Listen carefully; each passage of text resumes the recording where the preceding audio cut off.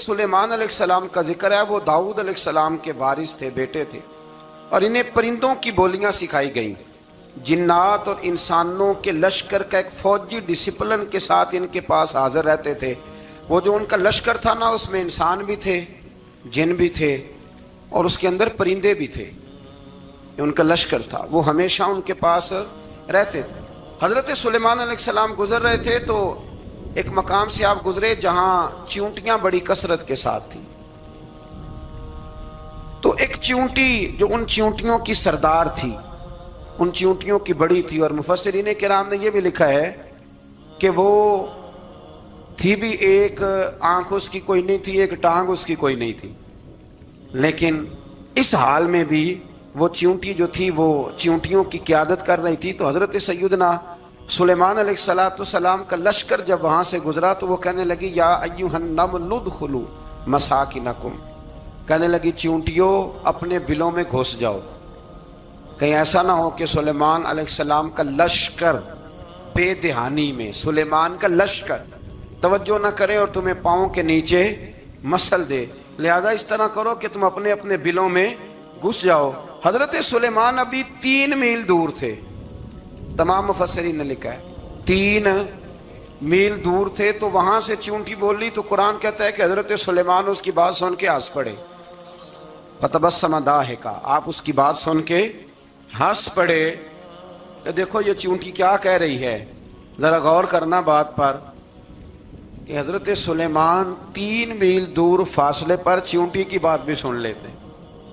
मौलवी ने कुरान की आयत पक्की याद कर लिया, ना बशरुम मिसलुकुम, कहता है हुजूर ने कहा मैं तुम्हारी तरह का बशर हूं, नबी हमारी तरह होते हैं जी।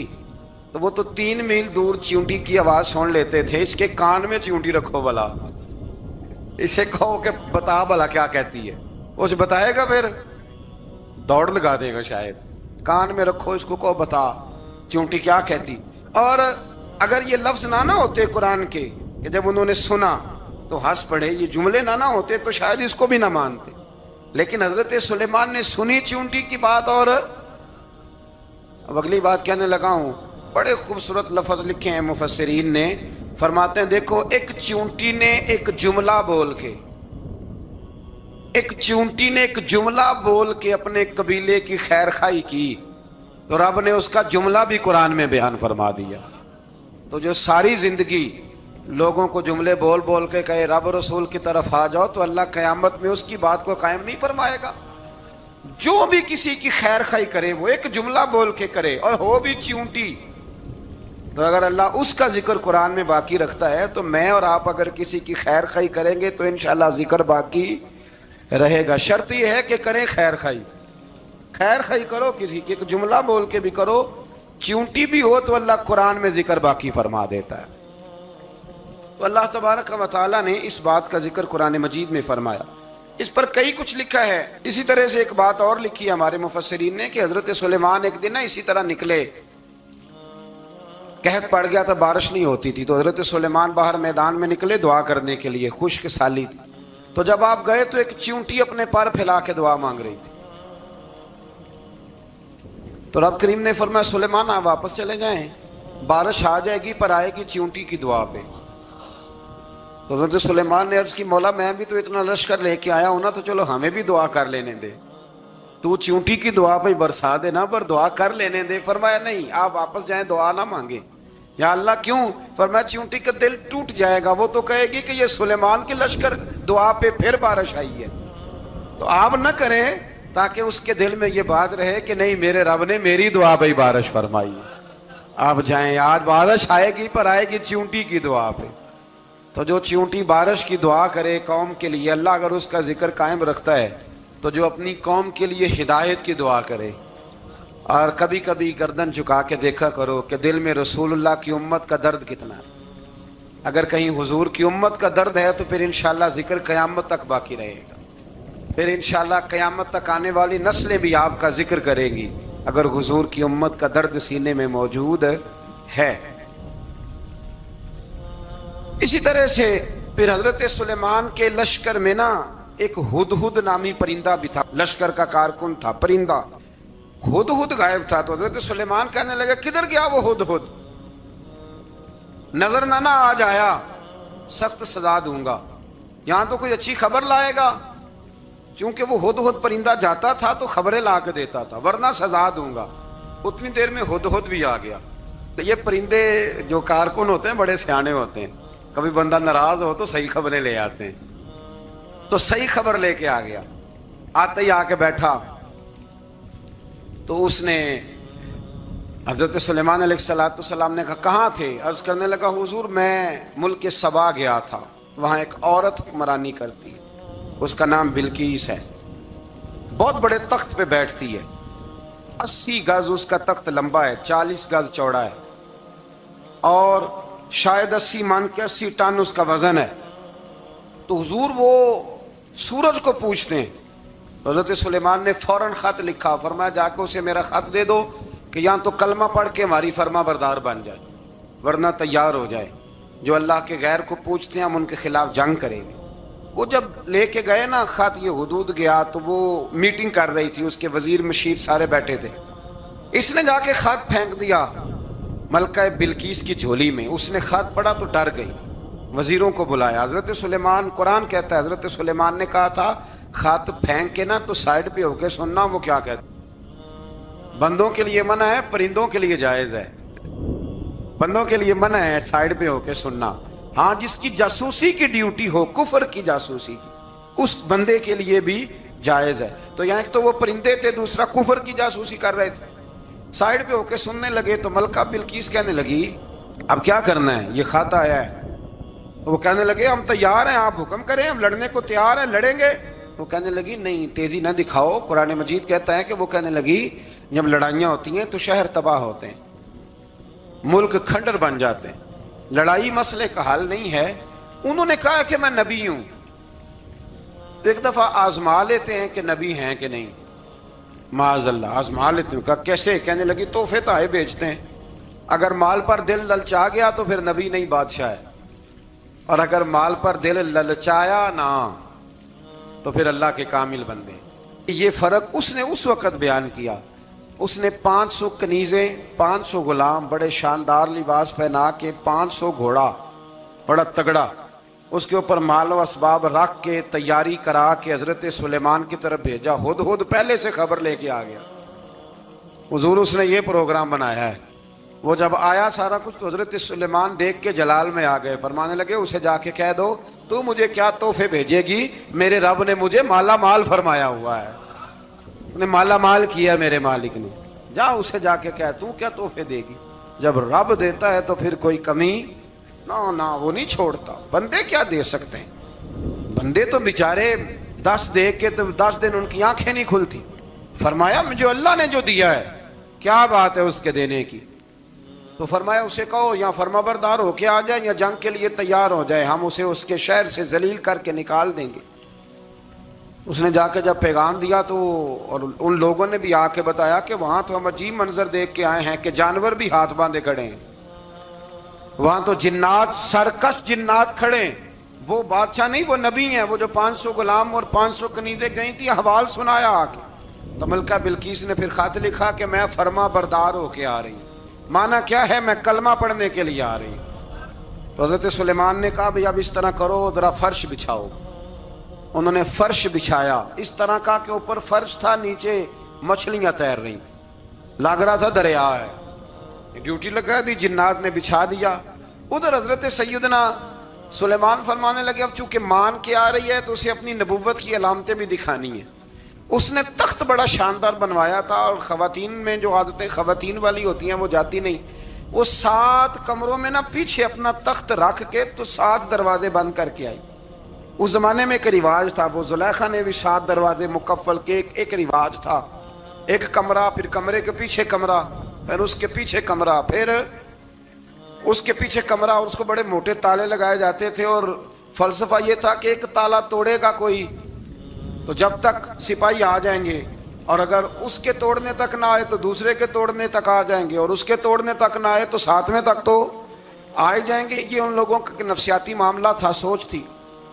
7 कमरों में मुकफ्फल करके ना वो निकली। तो हजरत सुलेमान अलैहिस्सलाम कहने लगे भाई मुझे उसका तख्त चाहिए उसके आने से पहले।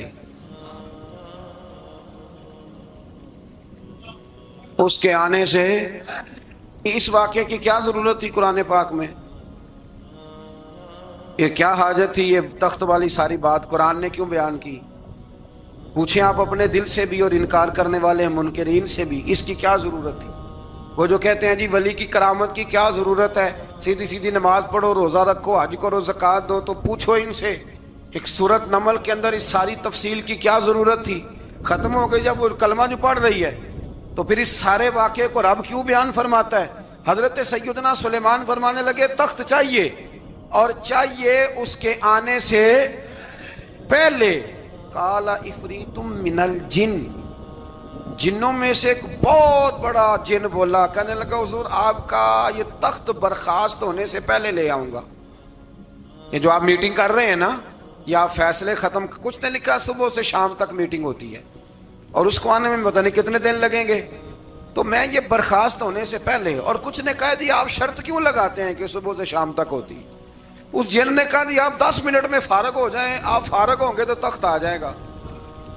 مفسرین نے لکھا ہے کہ جب قرآن کہتا ہے کہ اس نے کہا کہ آپ کے فارغ ہونے سے پہلے، تو اس کا مطلب ہے کہ جب آپ اٹھیں گے، یہ جگہ خالی کر دیں گے تو تخت یہاں کیویں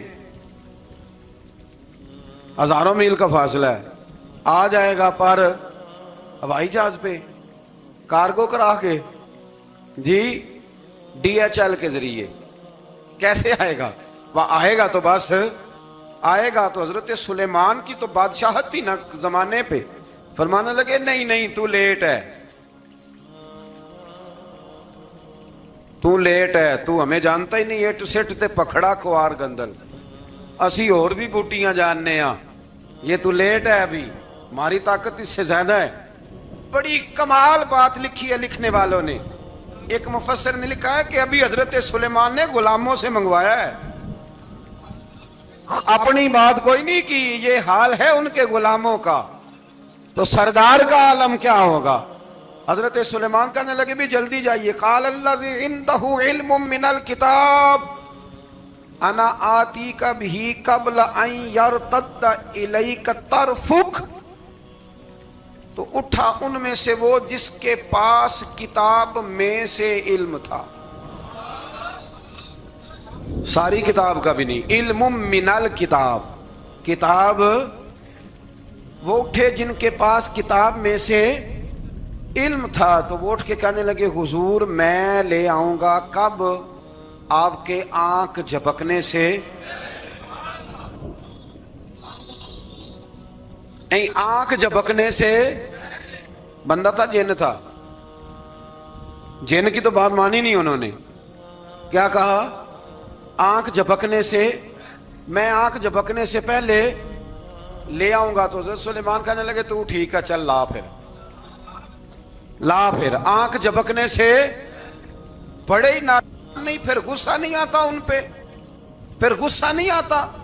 میرے شیخ کامل، مرشد اکمل، شیخ بحر و بار، حضور غوث پاک جیلانی، حضرت غوث اعظم یوں کر کے شاگردوں کو، مریدوں کو سبق پڑھا رہے تھے، پڑھاتے پڑھاتے ہاتھ آگے کیا، اور جب ہاتھ واپس آیا تو بھیگ گیا تھا سارا۔ تو شاگرد کہنے لگے حضور یہ کیا ہے؟ فرمایا تمہیں نہیں سمجھ آئے گی، چھوڑو تمہارے والی بات نہیں، خاصاں دی گل آما آگے نہیں مناسب کرنی، رہنے دو تم۔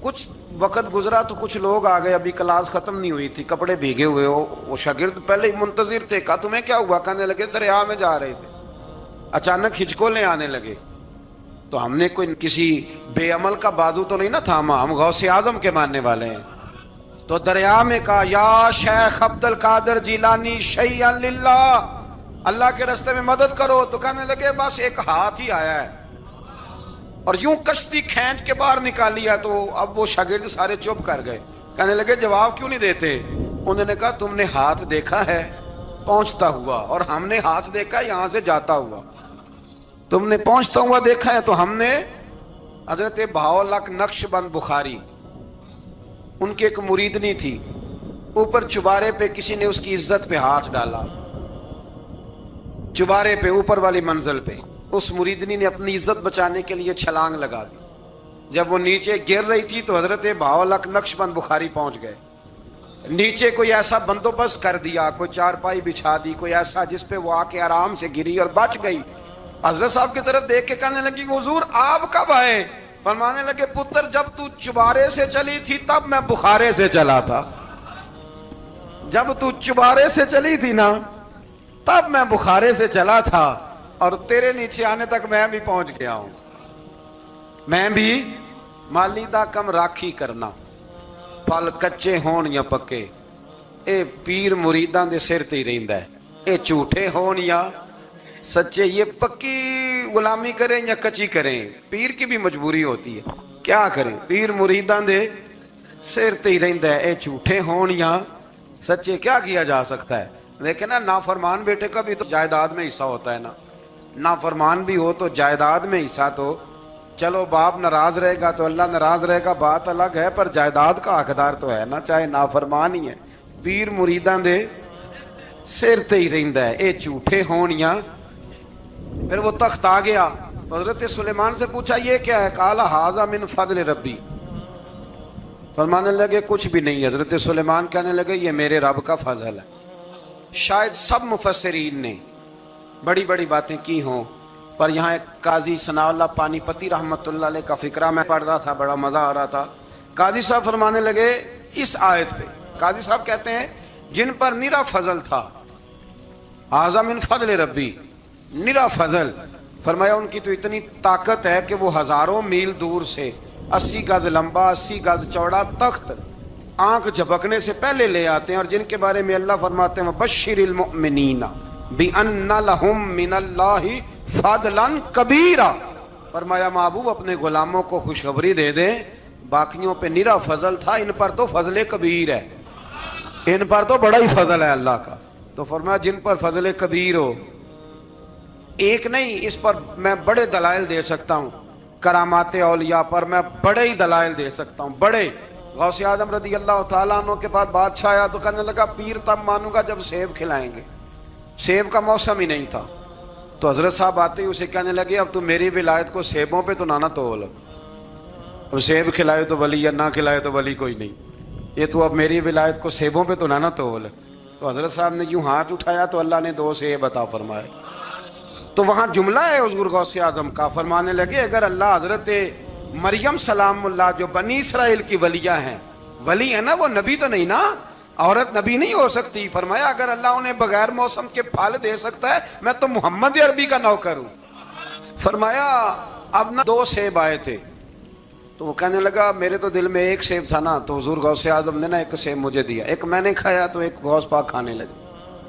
کہتے ہیں میں نے وہ منہ میں رکھا, ذرا ترش تھا, تو میرے چہرے کا وہ رنگ دیکھ کے نا, اثر دیکھ کے کہ تلخی محسوس, تو غوث اعظم کہنے لگے میرے والا کھا. ایک انہوں نے کاٹ کے ٹکڑا دیا, کہتے کھایا تو بڑا میٹھا تھا. تو میں نے کہا حضور آئے تو دونوں ہی غیب سے ہیں, آپ کے والا میٹھا ہے میرے والا کڑوا ہے. تو آپ فرمانے لگے آئے تو دونوں غیب سے تھے, پر ایک کو ذرا ظالم کے ہاتھ لگ گئے ہیں نا, اس کو تنبیہ بھی کر دی کہ ظلم سے باز آ جا, تنبیہ بھی کر دی. پر میں ہاتھ ظالم کے لگے اس لیے ترش ہو گیا, سیانا بن. 1 نہیں 20 درجنوں, لیکن پتہ نہیں کیوں لوگ اڑ گئے, پتہ نہیں کیوں کڑ کے آ گئے. کرامت اولیاء کے معاملے میں بالکل, اور پھر کسی حدیث میں یہ نہیں آیا کہ اس زمانے میں ولی ہوں گے تو اس زمانے میں ولی نہیں ہوں گے. حضور نے فرمایا میری امت کبھی گمراہی پر جمع نہیں ہوگی. اقبال کہتے ہیں اولیاء کیا ہوتے ہیں, اولیاء کیا ہیں؟ جواسیس القلوب. اقبال کہتا ہے ولی کا